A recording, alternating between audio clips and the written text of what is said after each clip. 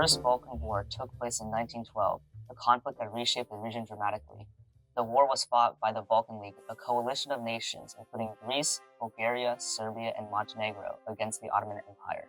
These nations had their differences. Saying they hated each other might be a stretch, but there was definitely no love lost between them. One major point of contention was Albanian claim to land.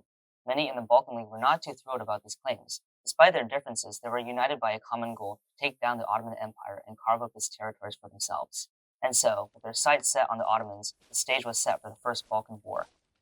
The Ottoman Empire was once a formidable force in the 15th and 16th centuries due to its advanced military technology, began to falter in the 18th and 19th centuries. This decline led to the empire being dubbed the Sick Man of Europe. As the empire weakened, other nations took advantage. Italy, for example, invaded Tripolitania, a territory of the Ottoman Empire that is now Libya. Simultaneously, internal strife was brewing. The Young Turks, a formalist group, began implementing new laws that angered many within the empire. These laws included tax increases, mandatory conscription into the Ottoman army, and the disarming of civilians. These reforms stoked nationalistic sentiments, particularly in the Balkan League, the coalition of nations unhappy with Ottoman rule. Nationalistic fervor grew, leading to numerous revolutionary movements. Revolutionary movements across the empire sought independence. Significant movements arose in Serbia, the Arab Peninsula, and Albania. The Albanian Revolution, in particular, was notably successful. It showed that there was not going to be outside intervention if they did attack the Ottomans. These combined pressures, external invasion, internal reforms, and rising nationalism set the stage for further conflicts and the eventual unraveling of the Ottoman Empire. The sick man of Europe was on the brink of monumental change, with its once mighty empire facing the realities of a new era. In 1912, the tensions in the Balkans reached a boiling point. Montenegro was the first to declare war on the Ottoman Empire on October 8th. Just a few days later, on October 13th, Bulgaria, Serbia, and Greece, united as part of the Balkan League, issued an ultimatum to the Ottoman Porte. This ultimatum demanded significant territorial concessions and greater autonomy for certain regions under Ottoman control. When their demands were not met, the League declared war on October 17th, marking the beginning of the First Balkan War. The war attracted significant international attention. Between 200 and 300 journalists from around the world flocked to the Balkans to cover the conflict in November 1912. The Ottoman Empire mustered 200,000 soldiers. The Balkan League, consisting of Bulgaria, Serbia, Greece, and Montenegro, amassed a combined total of 1.26 million soldiers. Despite having similar military technology, Bulgaria stood out due to a strong tradition of militarism, superior organization, and tactical prowess. However, operation among the Balkan League members was fraught with difficulty. Their ultimate goals and territorial ambitions often clashed, as each nation believed it deserved the most territory. Instead of forming a unified strategy, the members decided to fight independently. This decision underscored their mutual distrust and rivalry, held together by their shared animosity towards their opponents. Interestingly, the Ottoman Empire also suffered from a lack of concrete strategy or campaign plans. This disorganization on both sides meant that the lack of coordination within the Balkan League was less of a disadvantage. So, what were the territorial claims that drove the Balkan League nations? Each nation aimed to expand their territory and influence, aspiring to become a greater Serbia or a greater Bulgaria. The Serbians sought to incorporate parts of northern Bosnia, North Macedonia, and Montenegro. Bulgaria desired North Macedonia, East Macedonia, and Thrace. Greece aimed for northern Epirus, Thrace, and East Macedonia, and the Aegean coastlines. Montenegro, due to its smaller size and limited manpower, focused on northern parts of Albania, where many native Montenegrins lived. Macedonia was a hotly contested region. The Serbians believed that North Macedonia was home to many Serbs needing protection and reintegration, driven by Slavic nationalism and ethnic superiority. Bulgaria claimed that North and East Macedonia were inhabited by ethnic Bulgarians who also needed protection. Greece's ambitions included northern Epirus and the Aegean coastline due to the presence of Greeks in those areas. They also coveted Thrace for strategic military significance and the historic and economic value of Constantinople. The overlapping claims, especially in Macedonia, exemplified the intense rivalries and nationalistic fervor among the Balkan League nations. So what happened during the First Balkan War? The conflict lasted a relatively short period, 7 months, 3 weeks, and 1 day. The Montenegrins were the first to initiate hostilities, quickly moving to invade northern Albania. Their goal was clear: capture key territories and expand their domain. With swift and decisive action, Montenegrin forces moved into northern Albania, aiming to secure important strategic points. Their initial progress was rapid and met with minimal resistance. However, their advance was halted by the fortified city of Scutari. For 3 grueling months, Montenegrin forces laid siege to the city, facing stiff resistance from the Ottoman defenders. The siege of Scutari was one of the most challenging campaigns of the war for Montenegro. The prolonged siege tested the endurance and resolve of the Montenegrin army. Despite the harsh conditions and formidable defenses, they persevered. After 3 months of intense fighting, the city of Scutari finally fell to the Montenegrin forces. With Scutari secured, Montenegrin troops advanced deeper into Albanian territories, capturing key positions and solidifying their presence in the region. This expansion not only increased their territorial gains, but also bolstered their strategic influence in the Balkans. The Serbian forces faced numerous challenges and employed specific strategies that shaped their campaign. One significant issue for the Serbs was their lack of mobility in reconnaissance. This shortfall led to missed opportunities to fully exploit Ottoman weaknesses and continue their southward advance. Often, after successful attacks, Serbian forces would rest, allowing retreating Ottoman units to recuperate and mount defenses, severely limiting further Serbian advances. One of the pivotal battles was the Battle of Kumanovo in October 1912.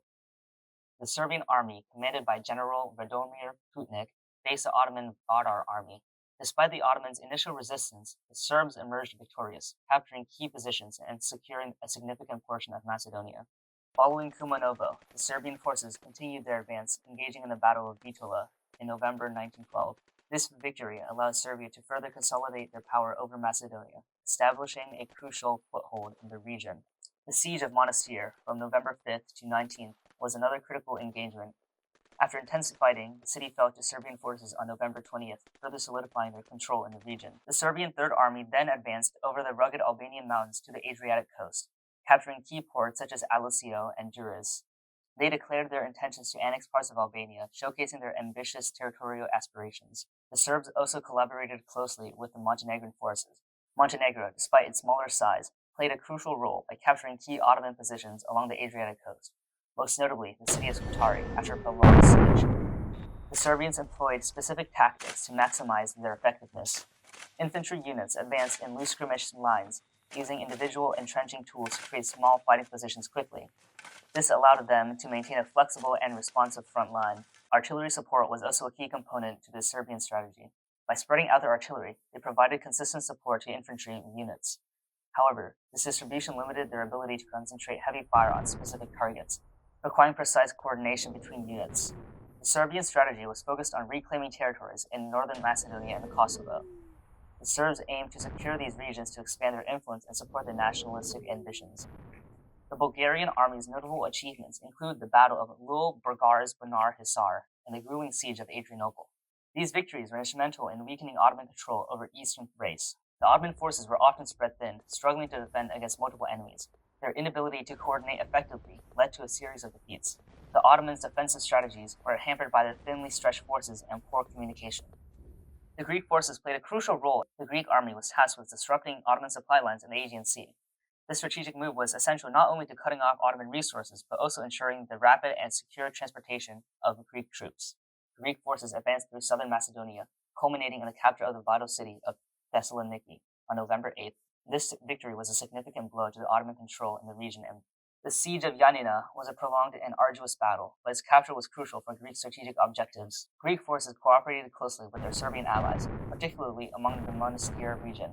This cooperation was instrumental in the eventual Ottoman retreat, showing the effective coordination between the Balkan League members. The Greek successes in both naval and land operations were significant. The capture of strategic locations, such as Thessaloniki and Yanina, not only expanded Greek territory, but also weakened Ottoman control in the Balkans. The Montenegrins, despite their smaller size and limited resources, played a significant role in their early initiative and determination in the face of adversity contributed greatly to their overall success.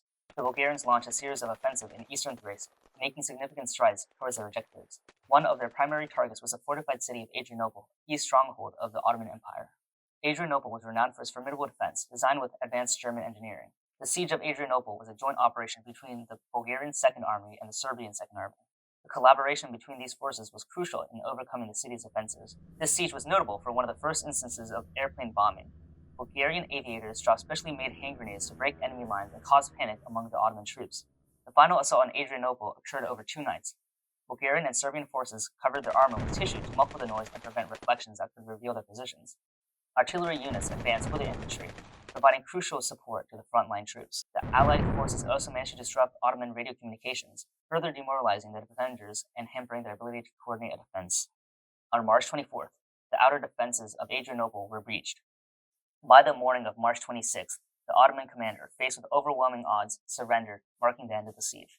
The capture of Adrianople not only showcased their military prowess, but also significantly weakened the Ottoman hold on the region. The First Balkan War ended with significant territorial gains for the Balkan League, but the resulting Treaty of London left many disputes unresolved. The treaty, signed in 1913, was seen by many Balkan nations as unfair, particularly concerning territories in Thrace, Eastern Macedonia, and Northern Epirus.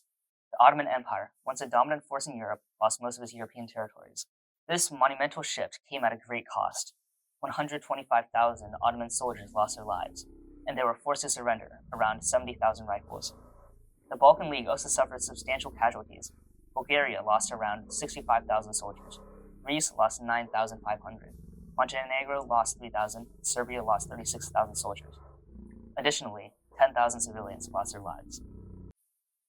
The Treaty of London aimed to redraw the maps of the Balkans, but it failed to satisfy all parties involved. Negotiations were further complicated by the 1913 Ottoman coup d'etat, which led to the withdrawal of the Ottoman delegates from the conference. Three major points of contention emerged from the treaty. The first was the status of Albania, which was largely conquered by Serbia, with smaller regions taken by Montenegro. New borders did not reflect the complex ethnic and political landscape, leading to significant unrest. The second point of dispute was the Sanjak of Novi Pazar. This Ottoman administrative region, covering the present-day northeastern Montenegro, southwestern Serbia, and part of northern Kosovo, had previously been under protection of Austria-Hungary. Its status remained a contentious issue, with both Serbia and Montenegro laying claim to the territory. The final point of contention was the status of other territories seized by the Allies. The distribution of these lands did not satisfy all parties, leading to further friction among the Balkan states.